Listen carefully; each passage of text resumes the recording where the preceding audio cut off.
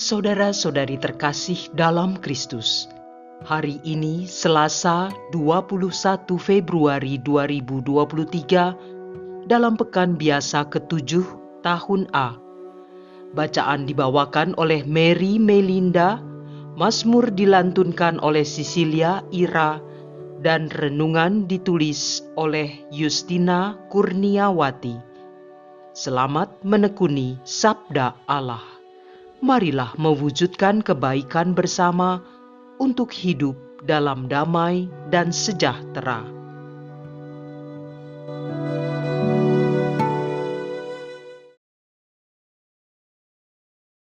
Dalam nama Bapa dan Putra dan Roh Kudus. Amin.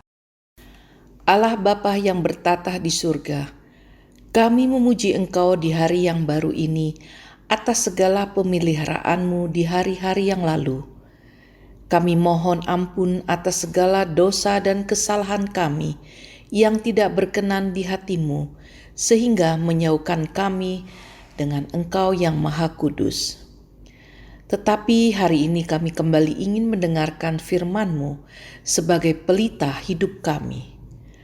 Terangilah akal budi kami, sehingga kami mendapat hikmat untuk perjalanan hidup kami hari ini. Demi Kristus Tuhan dan pengantara kami, kini dan sepanjang masa. Amin. Bacaan dari Kitab Putra Sirah, bab 2 ayat 1 sampai dengan 11. Anakku, jika engkau mau mengabdi kepada Tuhan, bersiap sedialah menghadapi pencobaan. Tabahkanlah dan teguhkanlah hatimu. Jangan gelisah pada waktu malang.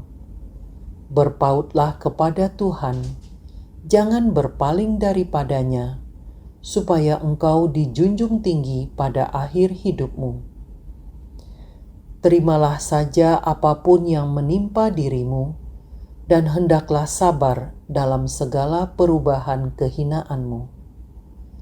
Sebab emas diuji dalam api, tetapi orang yang dikasihi Tuhan diuji dalam kancah penghinaan. Percayalah pada Tuhan, maka Ia pun menghiraukan dikau. Ratakanlah jalanmu dan berharaplah kepadanya.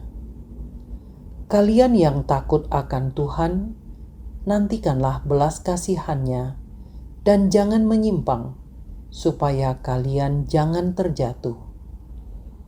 Kalian yang takut akan Tuhan, percayalah padanya. Niscaya kalian tidak akan kehilangan ganjaran. Kalian yang takut akan Tuhan, harapkanlah yang baik, sukacita kekal dan belas kasihan. Ingatlah akan angkatan yang sudah-sudah, dan perhatikanlah. Pernahkah Tuhan mengecewakan orang yang berharap kepadanya? Pernahkah Tuhan meninggalkan orang yang tekun bertakwa? Pernahkah Tuhan tidak menghiraukan orang yang berseru kepadanya? Sungguh, Tuhan itu pengasih dan penyayang. Ia mengampuni dosa dan menyelamatkan di waktu kemalangan. Demikianlah sabda Tuhan.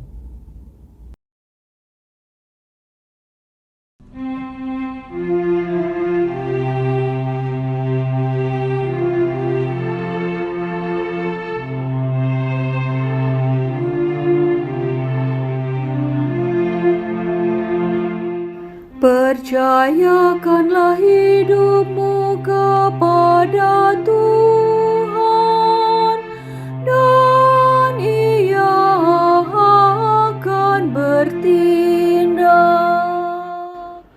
Percayalah kepada Tuhan dan lakukanlah yang baik.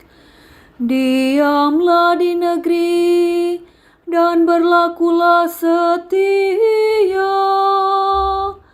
Bergembiralah karena Tuhan, maka Ia akan memenuhi keinginan hatimu. Percayakanlah hidupmu kepada Tuhan, dan Ia akan bertindak.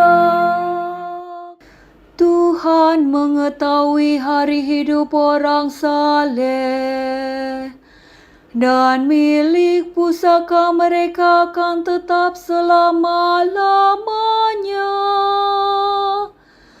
Mereka tidak akan mendapat malu sewaktu ditimpa kemalangan, dan pada hari-hari kelaparan mereka akan menjadi kenyang. Percayakanlah hidupmu kepada Tuhan, dan Ia akan bertindak. Jauhilah yang jahat dan lakukanlah yang baik, maka engkau akan memiliki tempat tinggal yang abadi. Sebab Tuhan mencintai kebenaran dan tidak meninggalkan orang-orang yang dikasihinya. Orang-orang yang berbuat jahat akan binasa, dan anak cucu orang-orang fasik akan dilenyapkan. Percayakanlah hidupmu kepada Tuhan, dan Ia akan bertindak. Orang-orang benar akan diselamatkan oleh Tuhan. Dialah tempat perlindungan mereka pada waktu kesesakan. Tuhan menolong dan meluputkan mereka dari tangan orang-orang fasik.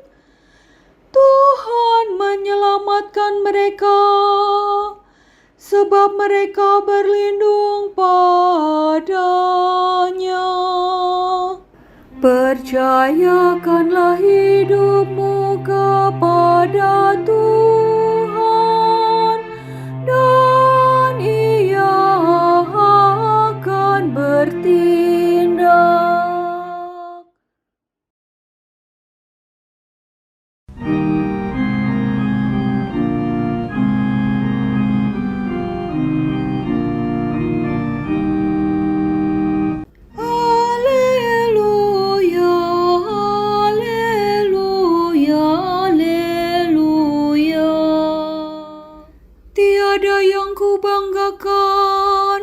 Selain salib Tuhan, karenanya dunia tersalib bagiku, dan aku bagi dunia. Haleluya, haleluya, haleluya. Inilah Injil suci menurut Markus bab 9 ayat 30-37. Pada suatu hari, Yesus dan murid-muridnya melintasi Galilea. Yesus tidak mau hal itu diketahui orang, sebab ia sedang mengajar murid-muridnya. Ia berkata kepada mereka, Anak manusia akan diserahkan ke dalam tangan manusia, dan mereka akan membunuh dia. Tetapi 3 hari setelah dibunuh, ia akan bangkit. Mereka tidak mengerti perkataan itu, namun segan menanyakannya kepada Yesus. Kemudian Yesus dan murid-muridnya tiba di Kapernaum. Ketika sudah berada di rumah, Yesus bertanya kepada para murid itu, "Apa yang kalian perbincangkan tadi di jalan?" tetapi mereka diam saja. Sebab di tengah jalan tadi, mereka mempertengkarkan siapa yang terbesar di antara mereka. Lalu Yesus duduk dan memanggil ke-12 murid itu. Katanya kepada mereka, "Jika seorang ingin menjadi yang terdahulu, hendaklah ia menjadi yang terakhir dari semuanya dan menjadi pelayan semuanya." Yesus lalu mengambil seorang anak kecil ke tengah-tengah mereka. Kemudian ia memeluk anak itu dan berkata kepada mereka, "Barang siapa menerima seorang anak seperti ini demi namaku, dia menerima aku. Dan barang siapa menerima aku sebenarnya bukan aku yang mereka terima, melainkan Dia yang mengutus aku." Demikianlah sabda Tuhan.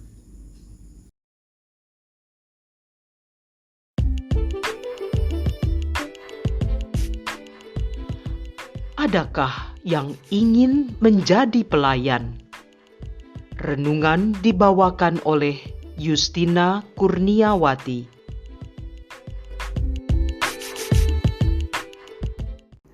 Shalom, saudara-saudari yang dikasihi Tuhan Yesus. Berjumpa lagi kita dalam renungan harian tanggal 21 Februari 2023 bersama saya Justina Kurniawati. Hari ini kita juga merayakan peringatan orang kudus Santo Petrus Damianus dan Santa Irene.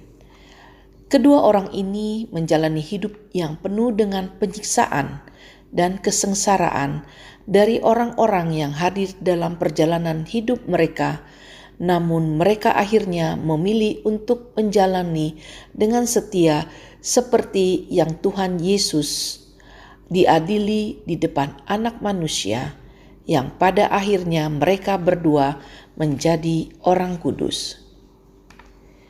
Kita sering mendengar pertanyaan dari para orang tua atau para guru kepada anak-anak ketika mereka masih kecil. "Nanti kalau kamu besar, kamu mau jadi apa?"